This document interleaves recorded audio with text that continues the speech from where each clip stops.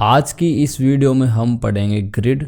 उससे पहले हम समझ लेते हैं कि हमने जो पिछली क्लास में कवर किया था उसके जो हमने बेनिफिट बताए थे और उसके नुकसान हमें क्या क्या हैं। तो यहाँ पे मैंने दो पेज बनाए हैं आपके सामने, एक है नॉट रेस्पॉन्सिव और एक है रेस्पॉन्सिव। दोनों ही फ्लेक्स की सहायता से बनाए हैं। पहले मैं आपको दिखाता हूँ नॉट रेस्पॉन्सिव। तो नॉट रेस्पॉन्सिव में क्या हो रहा है, जैसे मैं इसको फुल कर देता हूँ तो भी ये मतलब एक सिंगल लाइन में है और इधर जब मैं लेके जा रहा हूँ तो ये कंप्रेस हो रहा है, ठीक है। और दूसरा जो हमारे पास में पेज है ये रेस्पॉन्सिव पेज है। जैसे ही मैं इसको मतलब कि विड्थ और हाइट इसकी कम कर रहा हूँ तो ये ऑटोमेटिकली रेस्पॉन्सिव है। लेकिन इसका नुकसान क्या है कि यहाँ पे गैप बच रहा है। अब आपके माइंड में एक क्वेश्चन आता होगा कि सर यहाँ पे गैप बच रहा है, तो आपने मुझे एक प्रॉपर्टी पढ़ाई थी कि ग्रो लगा दो, ठीक है। तो हम यहाँ पे फ्लेक्स ग्रो लगा देते हैं, फ्लेक्स ग्रो कर देते हैं 1। और देखो यहाँ पे ये गैप तो क्लियर हमारा हो गया, लेकिन जैसे ही नीचे की जो बॉक्स है ये फुल जूम हो गया, यानी कि हमें तो ऐसी चाहिए नहीं थी। हमें तो सारे जो बॉक्स थे वो सेम हाइट एंड विड्थ के चाहिए थे। अगर ग्रो लगाएंगे तो वो उसकी हाइट एंड विड्थ छोड़ देगा, जितनी जगह बची उसको कवर करेगा। तो इससे हमारी प्रॉब्लम फुलफिल नहीं होती है। चलो अब करते हैं इसका सॉल्यूशन। तो सॉल्यूशन क्या है वो बताता हूँ आपको, ठीक है। इस पे हम करेंगे एक्सपेरिमेंट। मैंने इसको किस तरीके से बनाया वो मैं बता देता हूँ आपको।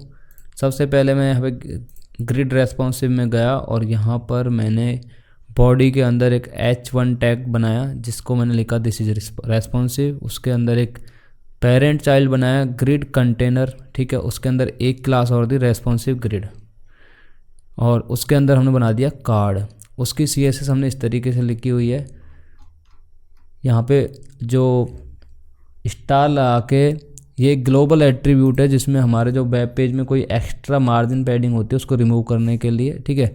फॉन्ट फैमिली हमने सेलेक्ट कर रखी है। आगे आते हैं बॉडी को हमने बैकग्राउंड कलर ब्लैक दे रखा है, जो आपको यहाँ पे ब्लैक दिखाई दे रहा है।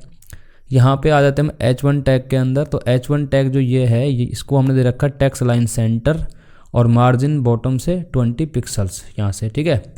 आगे आ जाते हैं हम ग्रिड कंटेनर पे। तो ग्रिड कंटेनर ये पूरा का पूरा कंटेनर है जिसकी मार्जिन ऑटो है और विड्थ ऑटो है, हाइट भी ऑटो है, यानी कि जितनी जगह होगी पेज की उतना ये ले लेगा। बॉर्डर 2px का दे रखा है वाइट कलर का, जो आपको यहाँ पे शो हो ही रहा है। पैडिंग 30px दे रखी है, ठीक है। और इस तरीके से हमने इसको बना रखा है। आप इसका स्क्रीनशॉट ले लेना पोज करके और देख लेना कि मैंने इसमें कौन कौन सी क्या क्या प्रॉपर्टी लगाई है। मैंने वही प्रॉपर्टी लगाई है जो इससे पहले हम क्लास में कवर कर चुके हैं। अब हम चलते हैं आगे।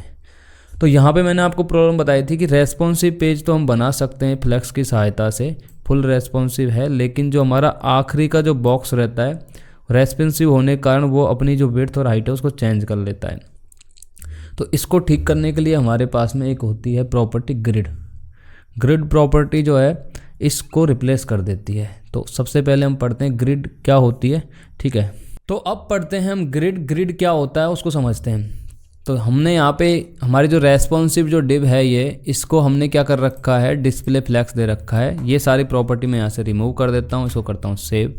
यहाँ पे मैंने विड्थ को भी दे रखा है 150 पिक्सल्स, तो इसको भी मैं ऊपर हटा देता हूँ। मैंने इसको किया सेव।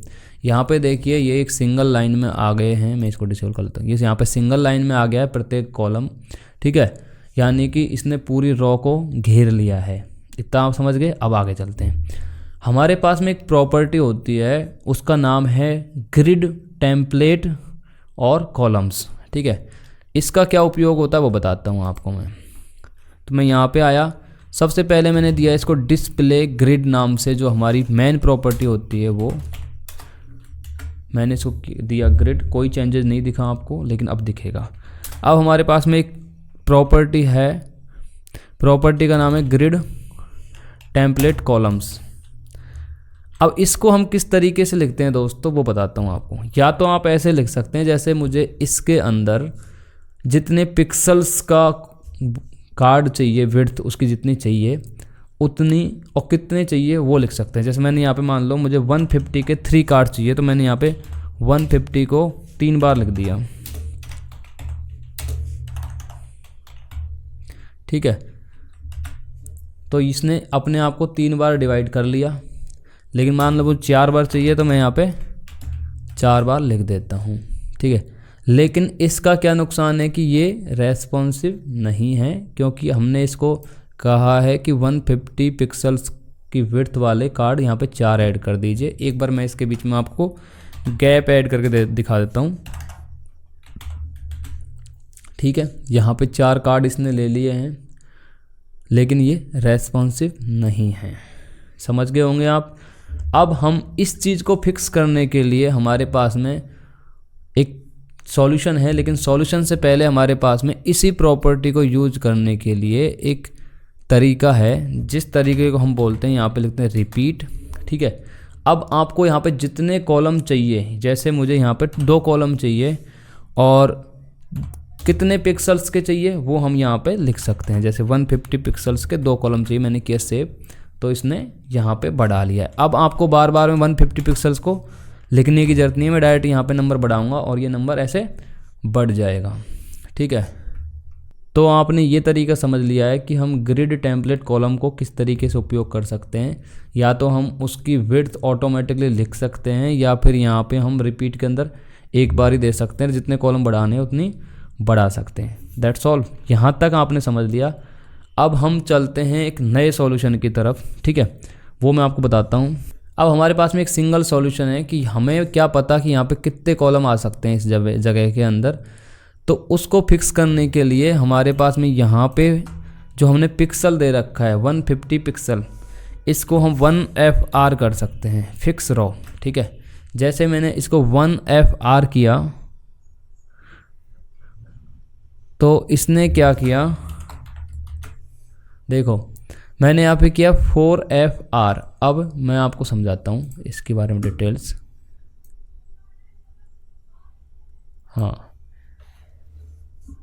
अब आपको एक चीज़ दिख रही होगी कि जैसे जैसे मैं इसको बढ़ा रहा हूँ तो ये 4FR को, इसकी विड्थ को है अपने आप बढ़ा रहा है। जैसे कि हम फ्लैक्स ग्रो प्रॉपर्टी लगा के करते थे, उसी तरीके से इसने क्या किया कि अपने कॉलम की जो साइज़ है वो ऑटोमेटिकली पेज की साइज़ के अकॉर्डिंग बढ़ा ली, लेकिन इसने क्या किया, कॉलम 4 ही रखे हैं।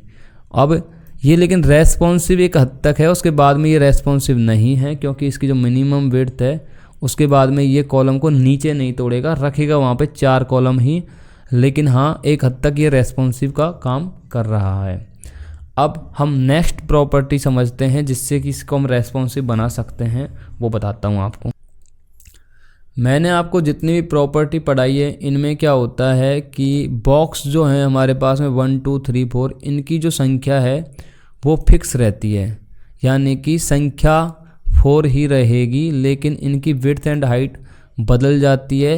ये रेस्पॉन्सिव भी हैं लेकिन रेस्पॉन्सिव नहीं भी हैं, क्योंकि जब मोबाइल वाली स्क्रीन पे जाएंगे तो ये 4 कॉलम वहाँ पे शो नहीं हो सकते। इसका सॉल्यूशन हमारे पास में एक है, और वो सॉल्यूशन क्या है, मात्र हमें यहाँ क्या लिखना है, जो रिपीट हमने किया है यहाँ पे 4 लिखा है, इसमें लिख देंगे हम ऑटो फिट, ठीक है। मैं यहाँ पे जैसे ही ऑटो फिट लिखता हूँ और यहाँ पे हमें देनी पड़ेगी क्या, बॉक्स की पिक्सल्स में साइज दोबारा से, और मैंने यहाँ पे किया सेव, और यहाँ पे देखो इसने अपने आप को फिक्स कर लिया है। 150 पिक्सल्स में जितने कॉलम इसके आ सकते हैं इसने ले लिए। अगर मैं इसको स्मॉल करता हूँ तो देखो ये ऑटोमेटिकली रेस्पॉन्सिव हो रही है। रेस्पॉन्सिव कैसे हो रही है कि जितनी छोटी स्क्रीन उतना छोटा कॉलम, ठीक है। लेकिन जब बिल्कुल छोटा होता है तो 150 पिक्सल्स इसकी कॉलम की विड्थ तो रहेगी, यानी कि यहाँ पर भी ये रेस्पॉन्सिव में फेल्ड हो गया। अब और दूसरी प्रॉब्लम ये है कि यहाँ पे ये जगह बच रही है। इसको हम फुलफिल कैसे कर सकते हैं ग्रिड की सहायता से, वो समझते हैं।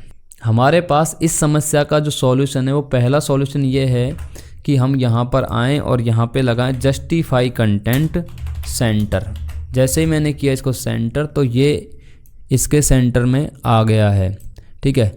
अब हमें कहीं भी ऐसा नहीं लग रहा है कि ये रेस्पॉन्सिव नहीं है, लेकिन आप एक चीज़ देखो, यहाँ पे कभी यहाँ पे जो पैडिंग है वो ज़्यादा हो रही है लेकिन कभी कम हो रही है, ठीक है। इस तरीके से यहाँ पर भी हमें एक छोटा सा प्रॉब्लम दिख रहा है। अब हमारे पास सेकंड सॉल्यूशन भी है इसका, वो क्या है वो बताता हूँ आपको। अब हमारे पास में इसका सॉल्यूशन क्या है, सेकंड सॉल्यूशन हमारे पास में ये है, जैसे यहाँ पे स्पेस कम और ज़्यादा हो रहा है तो इसको फिक्स करने के लिए आप यहाँ पे मिनिमम और मैक्सिमम का यूज कर सकते हैं। जैसे मैंने यहाँ पे किया मिनी मैक्स, ठीक है, और इस 150 को इसके अंदर ले लिया और यहाँ पे मैंने दो को वैल्यू दी। पहली कि मिनिमम क्या रहेगी वैल्यू, ठीक है, मिनिमम तो इस कॉलम की जो वैल्यू है वो 150 रहेगी, इससे ज़्यादा इसको कंप्रेस आपको नहीं करना है। लेकिन अगर आपके पास ज़्यादा जगह बची हुई है तो आप वहाँ पे 1FR वैल्यू दे सकते हैं। अब इससे देखो मैंने जैसे इसको किया तो इससे हमें क्या बेनिफिट हुआ, कहीं पर भी आपको जितनी मार्जिन आपने यूज की है उतनी ही रहेगी, और जैसे जैसे इसको आप कम करोगे उस तरीके से ये अपनी साइज़ को कम करता रहेगा, और कहीं पर भी आपको एक्स्ट्रा स्पेस, कॉलम की जो शेप है वो जैसे यहाँ पे फ्लेक्स के अंदर पूरा ले रहा था, ये सारी प्रॉब्लम सॉल्व हो गई। तो ग्रिड की सहायता से कम कोड लिखकर हम इस तरीके से हमारी डिज़ाइन को और बेहतर बना सकते हैं।